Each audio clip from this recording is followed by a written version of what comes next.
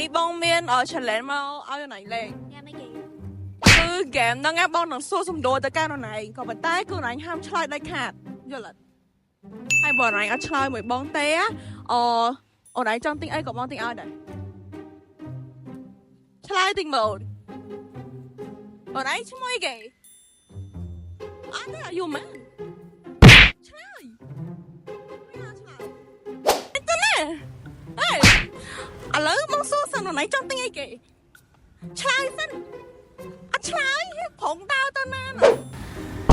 អត់ទេចេញទៅវិញអត់ទេមកមានលុយអូនតោះធំមកទិញឡានទេទិញអីក៏បានដែរតែមិនមែនឡានទេឥឡូវមកឲ្យ500មិនដែរទៅវិញអត់ទេអត់មានលុយទេចប់ហ្មង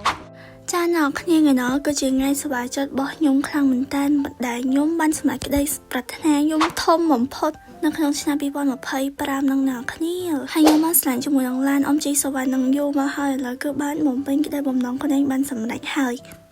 និយាយទៅមានអារម្មណ៍ថាស័ក្តិសមមួយខ្ញុំខ្លាំងមែនតើណាជាមួយនឹងឡានអមជីសវណ្ណពណ៌សនេះរូបរាងកាយចេញមកបែបស្ពណ៌និយាយទៅស័ក្តិសមជាមួយនឹងបងនារីមែនតើហ្មងនេះអ្វីដែលខ្ញុំស្រឡាញ់ជាងគេនោះគឺថាជាមួយនឹង spoiler ខាងក្រោយហ្មងសំខាន់ណាស់គេមកជាមួយនឹងពងសម៉ាំងគេលើស្រាប់មានសម៉ាំងបិទបើកលើតាមនឹងមកតែរឿងគេពីក្រោយគឺថាស្អាតនិយាយពីមិនសមមិនស្ទុះមែនតើហើយមិនញ៉ៃទេជាមួយនឹង interior ខាងក្នុងអ្នកគ្នាចង់ទៅមើលឡានបន្ថែមគឺអាចទៅមើលនៅក្នុងវីដេអូឡានអមជីបានហើយនេះបងស្រីជួយចិត្តថតវីដេអូនៅក្នុងឡាននេះគឺថាដាក់ទៅគឺស្អាតខាងមែនតើមកជាមួយនឹងឡានអមជីសវណ្ណ